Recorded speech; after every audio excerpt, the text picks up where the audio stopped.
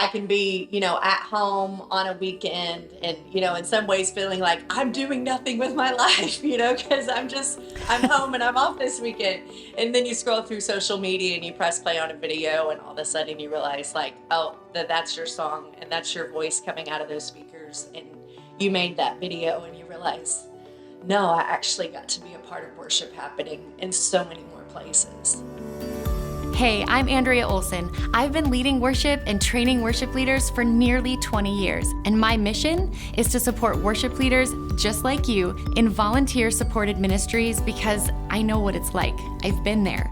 It's amazing, but you have a big job, and sometimes you might feel a little bit alone. But I'm here to remind you that you aren't. We'll cover spiritual and leadership growth, practical resources, and get encouragement from other worship leaders from all over the world. I truly want to see you lead from the overflow, not the overwhelm. So grab a cup of tea or coffee and join me. Welcome to the Overflow Worship Podcast. Thank you so much for joining me today for another episode. I'm really excited to have my guest here with me today. She's joining me from Nashville, and she has just an incredible story, an incredible ministry, and I'm not going to spoil any of it and let her get to it, but I just want to welcome Yancy to the podcast. Thank you for being here today. Thank you so much for having me. I can't wait to chat. Yeah, me too. I've been looking forward to this for quite a while. Yeah. So as we kick it off, for those of our listeners who aren't familiar with you and your ministry, will you just tell everybody a little bit about you and where God has you today? Yeah, so I get to make music and worship resources for kids. And so it's been fun. I'm actually celebrating 25 years of doing music professionally. Kind of started off a path that originally was the CCM, Christian music path. And then somewhere in the middle of that, got real involved in leading worship and leading and mentoring worship teams at my church that I was at the time.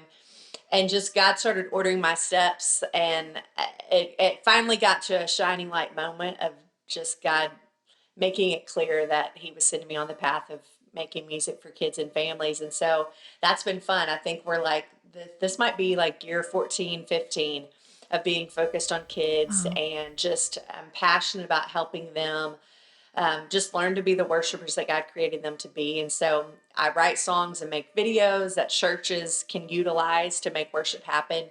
I've got a curriculum that helps churches teach kids about worship.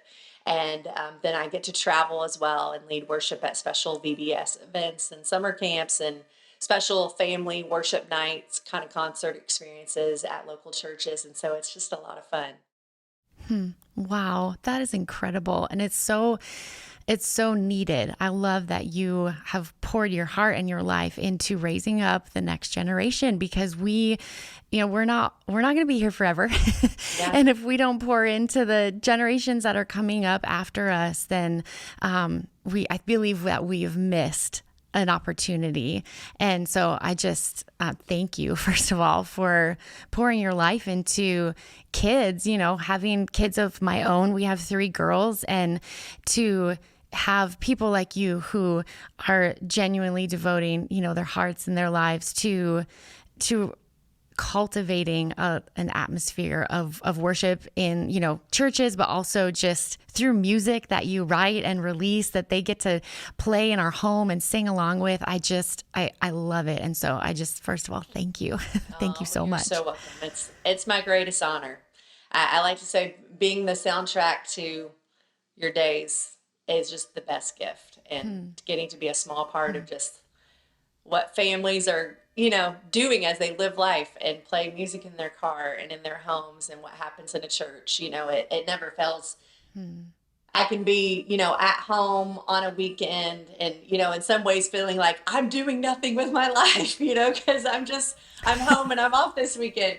And then you scroll through social media and you press play on a video and all of a sudden you realize like, oh, that's your song and that's your voice coming out of those speakers. And you made that video and you realize, no, I actually got to be a part of worship happening in so many more places. And it's so cool just to think about all the lives that I get to impact and knowing that I'll never meet them all this side of heaven. But what a glorious reunion that will be one day.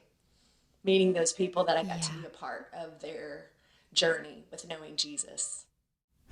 Wow, that's powerful. That is just so powerful.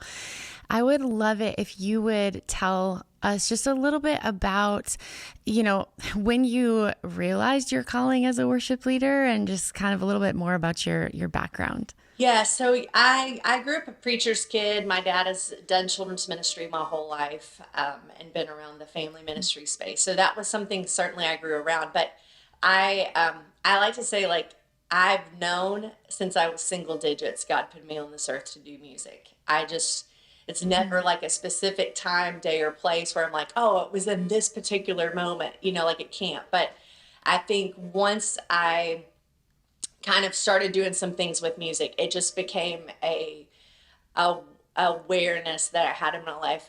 And looking back now, I can realize too, there were so many adults in my life, even as a kid, that I think knew somehow, some way, what it was that God had put me on this earth to do. And so music had always been my goal. Obviously, because I love music, that was the area that I so often served in my church as a kid and as a high schooler and all of the things.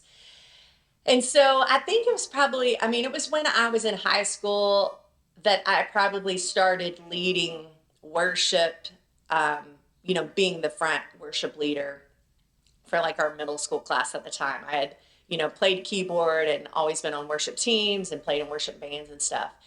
And it was just kind of, I had gone to Nashville. I was doing the whole like artist thing, learning to write. I was getting some cuts, like all of those things. And then at the same time had been given an opportunity just to lead worship, kind of like a contract labor situation for our church one day a week for our youth group. And that just kind of kept growing, like 4 months down the road, 6 months down the road, they'd add something else to my plate. Before I knew it, it had turned into a very full-time job. And I think just, again, I believe God orders our steps, and I believe that he opens doors and closes doors. And so that's the biggest thing for me is just, it's a continual process in motion of just, okay, God, like, what step am I supposed to take next? And I think for me, it's not always like this like major life decision where it's like, okay, I feel like I'm supposed to do this thing. I am able to see where God like leads me on these little things that I think are often a bunch of easy yeses. And you get a little bit farther down the journey and you look around and you look back and you go like, okay, I see what you did here, God. And like, you're so clever as well. Because maybe I would have been kicking and screaming and going, no, I don't want to do that.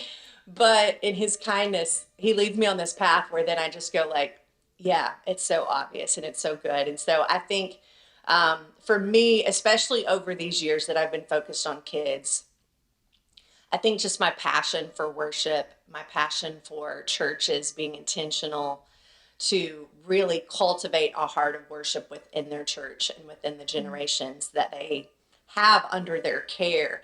I think those things have just all been, heightened and have grown. And I believe God's just given me some revelation about some things that I know will just help people make a difference and help them really lead their kids, their students in this path to become the worshipers that God created them to be, so that we can look around our sanctuaries on a Sunday morning and see people that are engaged in pursuing the heart of the Father. That's my goal. Yeah. And so I believe we can be intentional from the time they're young to help that be a natural thing rather than this uphill battle that so often we're experiencing. Yeah.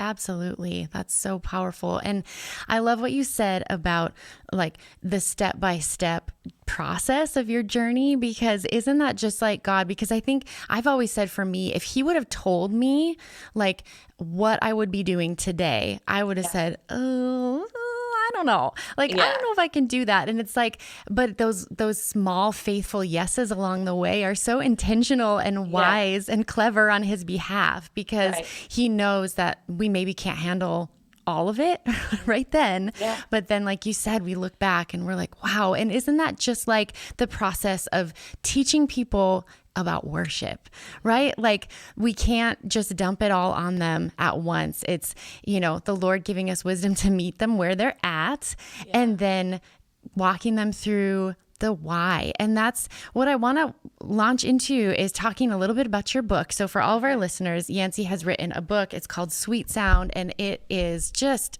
powerful. I finished it yesterday, and I want every single one of you to read it, because not only does it have practical tips and tools if you're leading kids, but really in general, as a worship leader, there's just so many powerful things that you can apply.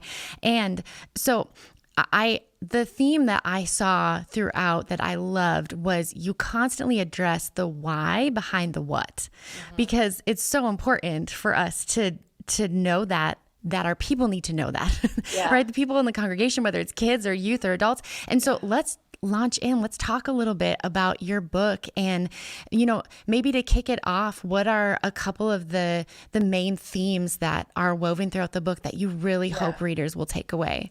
Yeah. Well, I mean, I think one of the biggies is really just establishing the power that's in worship and the power that's in kids worship. And so me showing you, through scripture, just some of the places that scripture has outlined for us, just how God has ordained and created and fashioned and formed their praises to be on his lips. It's funny. I've seen a video circling on social media this week that I actually saw like several weeks back as well, of this little baby in NICU.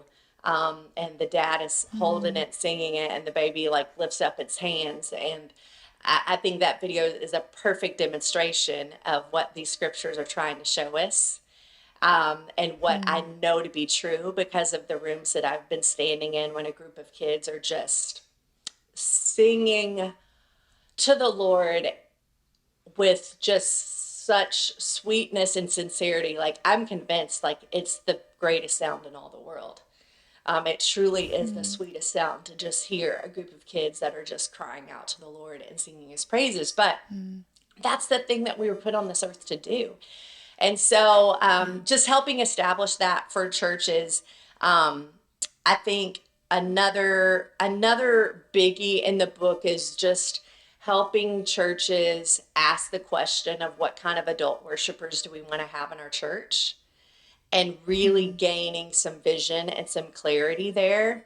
I know it's like, okay, that's a process. That's not a have coffee once amongst your team and probably have that completely sorted out with a plan of how you're going to act on it. It's going to be some work, and it's going to be some conversations, and there might be tension there at times and some struggle. But when I look at, church happening in America at large, I look around some sanctuaries and some rooms where worship should be happening, and my heart breaks. And I just realize we have a lot of spiritually malnourished Christians that don't grasp why these songs are happening in this service. They don't grasp why their offering of worship matters to the Lord on Sunday morning, but the other days of the week as well. And so I know that so many of us, yes, in our kids and our student ministries, but even within our adult space, have some work to do to just help draw a box for people to understand what worship is and why it matters in their life. And so I talk about churches helping to develop a palette and form the palette of those people in their church, those kids in their church, to love the things of the Lord and to hunger and thirst for more of him. And so that's another thing. And I think then just knowing too, like, there's a lot of meat and potatoes in the first 2/3 of the book, but then we just get into a lot of practical stuff. And so whether that's introducing new songs or evaluating or planning your worship sets or talking specifically to preschool worship or talking about motions and how to make them most benefit what you're doing and just some technical things. There's a lot of practical information as well that's just going to help you mechanically, edit and refine what it is that you're doing to lead kids in worship. So I don't know. Those are a few things. Yeah. Yeah, yes, I love those. And one of the quotes that I wrote down from the book was, how are we forming palates to love the presence of God? Yeah. That's just so powerful, because that's exactly, you talked about the analogy of the food and the restaurant and, all of that. But just how are we forming? Yes. I love it. So I just think that's such a powerful visual for us, like, man, how are we forming those palettes, and what can we be doing? So you talked a little bit in the book about how you do some coaching for churches to help them kind of with this process. So if you were to go into a church and, they are in this situation where they see the need and they see the maybe malnourishment of the kids, but they also see that there's some work to be done with adults. Yeah. Where do you start? What's like one or two things that you would say right off the bat, like, hey, we need to do this first? Yeah. Well, I think you start doing it. I think it's so easy for us as leaders to be like, okay, let's kind of dance around the issue and name all of our excuses and reasons as to like why it's dysfunctional. And I know I shared this in the book, but so many times I've been standing with a children's leader in front of me, and they tell me, we don't do slow songs because our kids don't know how to respond to them. And, and I always just like in that moment wish I could just play back their statement, because I'm like, that's a vicious cycle. Like they don't know how to respond to it because you're not doing it, And so I think that's the biggest thing. And I think within this too, I know it's a delicate, tender situation, because we would all just love to be like, okay, well, I'm going to start doing these 3 things and just, it's all going to fall into place magically in the next 3 weeks.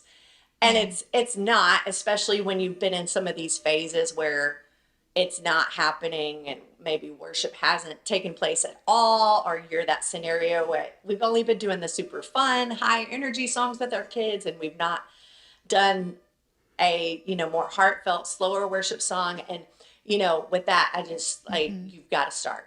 And it might look like starting with one song and establishing and talking and teaching through that, and then building upon that to build into a full worship set, whatever that looks like for your church and your space. But I think that is a biggie as well. With just, I want to encourage you that remember that it's a process.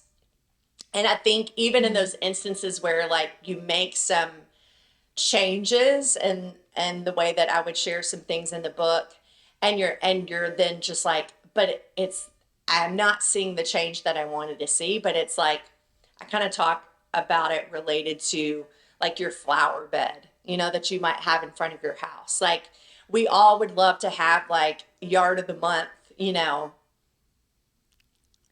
little sign put in our front yard if your neighborhood does that sort of a thing. But something I have realized about the flower bed, and I know in my yard, living here in the South, it's just like there's these weeds, and like I can go through and I can pick them, but they're gonna grow back. It's an ongoing process, knowing that it's not enough for me to just spray something on them and expect that they're going to go away. Like I've got to de-root that.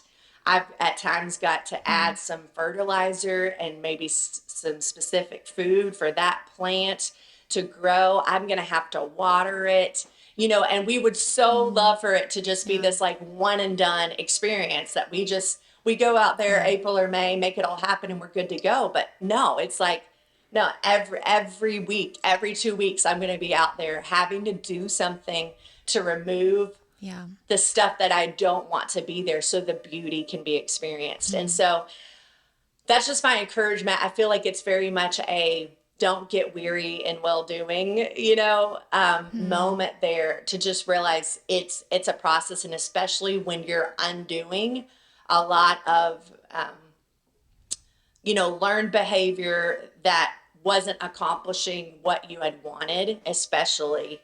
Yeah. I'm not going to lie. It's going to be work, and it's going to be a process. But I also know where Yeah. you could be in 6 months, where you will be in another Hmm. year, as even just a population shift happens within that group of kids moving out.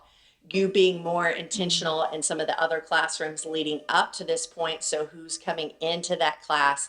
Their knowledge has increased as to what worship is, their awareness, their experience of it. And so your process becomes more aligned long term. So stay Yeah. encouraged and just hold on and be committed to Yeah. it. But I also Mm. know that, I mean, you can see change quickly, and I see that every summer as I go out and I lead worship at a summer camp that's a collection of a bunch of different churches that all came from different places, Hmm. or even at a VBS. Like that first session, I'm learning a whole lot about what happens in worship in their local Mm. congregations, Yeah. and then I'm Yeah. just Yeah. simply starting to draw a box around the subject to help kids understand what this is about, Mm.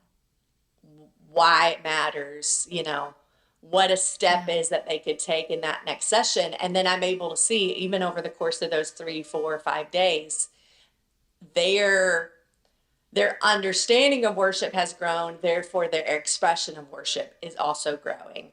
And it's a Yeah. huge shift between that first you know camp session and the last one. And Hmm. so I know the Yeah. same is true of your churches. It's like in that situation, it's like it's a month of Sundays represented, or it's two Mm. months of your local church attendance that I'm getting experience within those few days. But just stay steady and be committed to the repetition of all of those things, and I promise over time Hmm. it will work, and it will latch on, and they will have those light bulb moments, and they'll have that day Hmm. that, oh, they can sense the presence of the Lord, and they know that something was Hmm. different, and it shifted something in Yeah. them. And I believe when we can help them taste and see that God is good, they will hunger and thirst for Hmm. more of that. Amen. Yes. Thank you for that encouragement, because I think it's it's so needed for everybody, but specifically in the area of ministry and kids and youth ministry, because there seems to be a lot more just there's battle there, because like maybe there hasn't been any teaching before, right? Like if Right. they haven't learned it from their parents, then like Yeah. this is the first time that they're learning about this, and so there's resistance, and Yeah. it's really tiring and exhausting. And but I also, like you said, it's just good to remember that there's so much fruit and it's worth it, but we are going to have to keep working at Oh, it. And yeah. I like your analogy of the garden, because it's not a one and done. It's not like, Yeah. like we have a big garden and we can't just like plant stuff and be like, see ya in September. Yeah. It's a daily thing that we're out there cultivating and looking at it and working on things.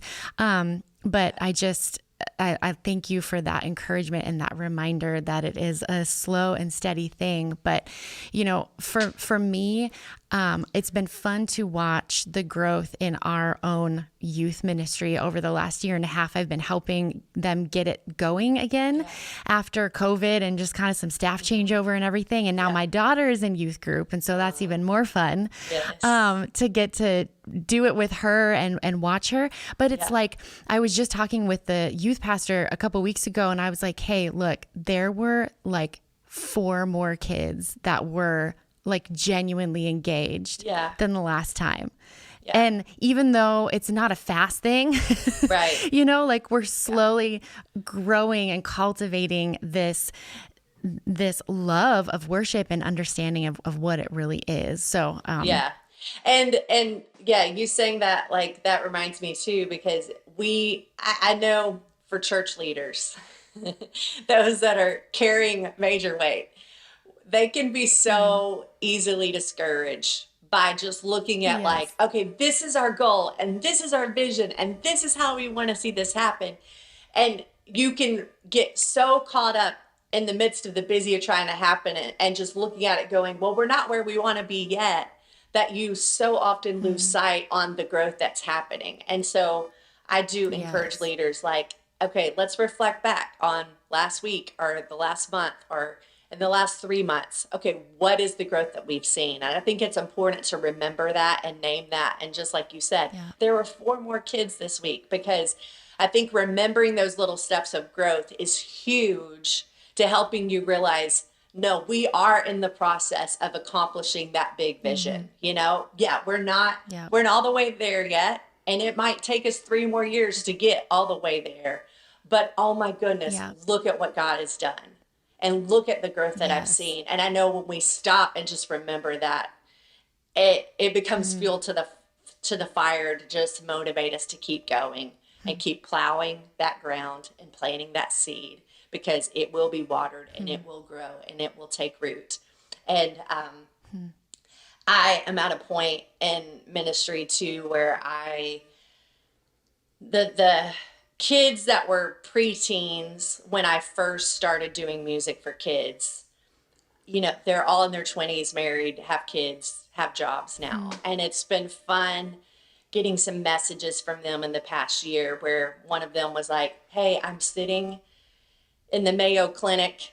They're trying to figure out some stuff that's wrong. Mm. And as I'm sitting here, the words to Your Song God Is For Me are coming to my mind. And thank you, for what your music meant to Mm. me then, but how it's helping me today. And Wow. I met this young man who, he had been at a camp that I led worship. He was at a camp where I was leading worship, but he was the newly hired youth pastor, just graduated from college. And it was this tangible reminder for me to realize too that what we're doing to lead worship on this particular Sunday morning, this Wednesday night, it's not just about worship happening on that Sunday morning or that Yes. Wednesday Yes. night, but it's also about who they are going to become. And it's Yes. a long range goal. It is a marathon that we're Mm. running, just like scripture tells us. And I think it's important to keep our Yes. eyes on that and not just get so caught Mm. up in, I don't have enough volunteers, or I don't have Yeah. all the musicians that I wish that I had, or the leaders, that I did. Realize that what you're doing is planting seeds on the inside of these people. And I have seen firsthand that Mm. these seeds grow and bloom and Mm. they flourish, and it's Mm. worth it. Wow. Amen. I love that encouragement too, because like you said, it's easy for us to get focused on the goal, right? We have to set goals, but it's like we Yeah, get discouraged so quickly. And God has just been constantly reminding me too that like it's the journey, and it's not only about that goal, but about yeah, the people that you're impacting and affecting. And I always say, like, you never know whose life you changed, right? Like for you sure. never know what that, maybe a byproduct of what, you were focused on this, but the byproducts of all those lives and all those people that are touched is just so powerful. Yeah. So, before we wrap up today, I would love if you would share a little bit about the resources that you offer, because I know that you have some amazing ones available for people who, especially, like I talked about, maybe churches who they don't have anything for their kids ministry right now and feeling Yeah. a little bit like, man, I can't hire anybody. I don't have live Yeah. music. Yeah. What can they do? And so I'd love if you share some of the resources you have available. Yeah, of course. So I do a series of music for younger kids called Little Praise Party. If you've ever seen, I've got a little flag with it, the little cartoon version of me on the internet somewhere. That's what that is. So those are songs geared for younger age children. They're very active, they're simpler, they're more repetitive, just all the things. And so that works great for preschool and young elementary ages. And then I do a series as well called Kidmin Worship that's geared more preteen. I'm making sure Okay. if you have an 11-year-old in your ministry that he's not going to be, you know, annoyed and bothered by what's coming out of the speakers. Yeah. It sounds like normal music. It's just I'm intentional in the arrangement and the vocabulary, Mm. and maybe we repeat one verse twice, or we skip a chunk of this popular worship song that's out there, just to simplify it and make the arrangement shorter for them. But I make videos for all of those songs. So if you're needing video, you can utilize that, and then lead worship along with it. And then I mentioned before, but Heartbeat is a curriculum series that I did, 5 full lessons all about worship. So especially if you know that you're in one of those places where you're like, okay, we're like starting at ground zero here. Our kids know nothing. Like, certainly that would be amazing to go through. It's lots of content. We look at David for those Bible stories and why he was given the title Man After God's Own Heart. And just, there's a lot of practical stuff to just help your kids understand how to participate and why it matters. And so those lessons would be beneficial as well. Of course, the book, I have a Christmas musical, kids Christmas musical, that I have written, and we're like in the finishing, there's still some artwork and some video things being made for it, but that'll be out this year. I made that for Lilliness Kids. And so if your church does a Christmas musical sort of thing, definitely check that out. It's called Best Christmas Song Ever with Yancy. And I'm excited for that adventure as well. But of course, the book, Sweet Sound. And 2, I will say, yes, it is a book that I wrote that's in print, but it's also an ebook, and there's also an audiobook. So all excuses are off. If you're the person that's like, I don't like to read, I will read it to you, okay? 6.5 hours of your life. I will read it to you. And you know what? I'm one of those people who likes to have the print for stuff, but I like to listen to them too. So I downloaded the audiobook, and it's awesome. You read it so well and just so easy to listen to. So yes, listeners, no excuses. Yes, I know. So yes, everyone needs to read that book, because I know it will. I wrote it for church leaders, obviously, but I know it will encourage every single individual as to why their own offering of worship matters, and just the power that's in that. So certainly would love to come alongside you guys. I do travel and do events at churches and stuff too. So if that ever makes sense as well, would love to come to your church and your community. Amazing. Thank you so much. Well, tell everybody your website where they can find all of these things. Yeah. So my website's yancyministries.com. If you want to learn more about the book, just go to yancyministries.com/sweet sound. If you want to learn more about Kidman Worship, go to kidmanworship.com. More about Little Praise Party at yancyministries.com/ready, set, go, which is a project I did in that series that won a Dove Award last year. So that was really exciting as well.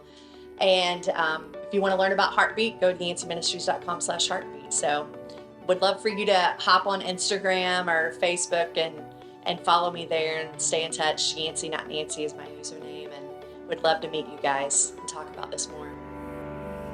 Well, everybody, thank you so much for listening today. If you enjoyed today's episode, hit subscribe so you never miss another one.